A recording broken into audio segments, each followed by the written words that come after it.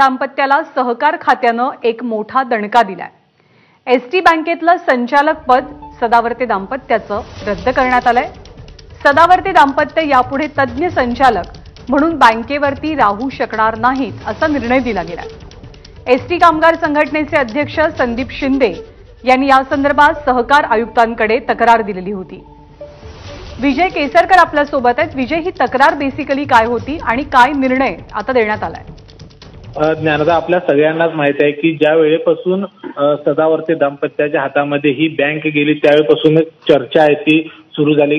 संचालक आहेत ते अनेक वेळा गैरहजर राहिले, संचालकांनी नाराजी व्यक्त केली होती आणि त्यानंतर एसटी कामगार संघटनेचे जे नेते आहेत राज्याचे संदीप शिंदे यांनी सहकार आयुक्तांकडे एक तक्रार केली होती ऑक्टोबर 2023 मध्ये आणि त्यामध्ये त्यांनी वेगवेगळ्या पद्धतीनं सदावर्ते कशा पद्धतीनं चुकीचा कारभार या ठिकाणी करत आहेत अशा पद्धतीचे मुद्दे आहेत ते मांडले होते आणि त्याच्यानंतर आता सहकार विभागानं ही आपला निर्णय दिलेला आहे की यापुढे सदावर्ते दाम्पत्य हे तज्ञ संचालक या बँकेमध्ये राहू शकणार नाहीत।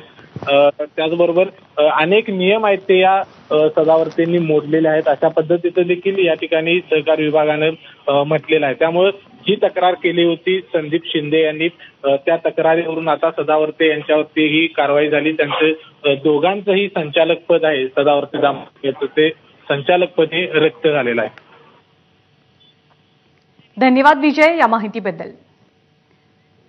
आणि या संदर्भात एसटी कामगार संघटनेचे अध्यक्ष आणि तक्रारदार संदीप शिंदे यांची प्रतिक्रिया येते, आपण पाहूया।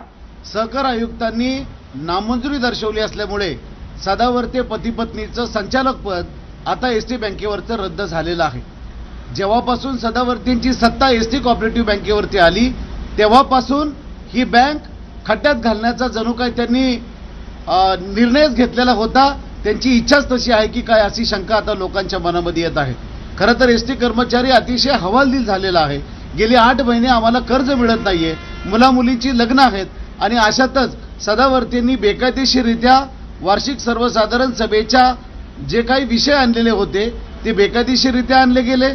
जे पोटनियम बदलायचे होते ते पोटनियमांची माहिती सभासदांना दिली नाही याची तक्रार मी एसटी कामगार संघटनेच्या वतीनं माननीय सहकार आयुक्तांकडे केलेली होती आणि सहकार आयुक्तांनी या तक्रारीची दखल घेऊन जे काही बेकायदेशीर ठराव त्यांनी केले होते, पूर्वापार गेली 70 वर्षे एसटी कोऑपरेटिव्ह बँकेवरती बँकेचे अध्यक्ष म्हणून IAS असणारे अधिकारी VCMD साहेब असतात।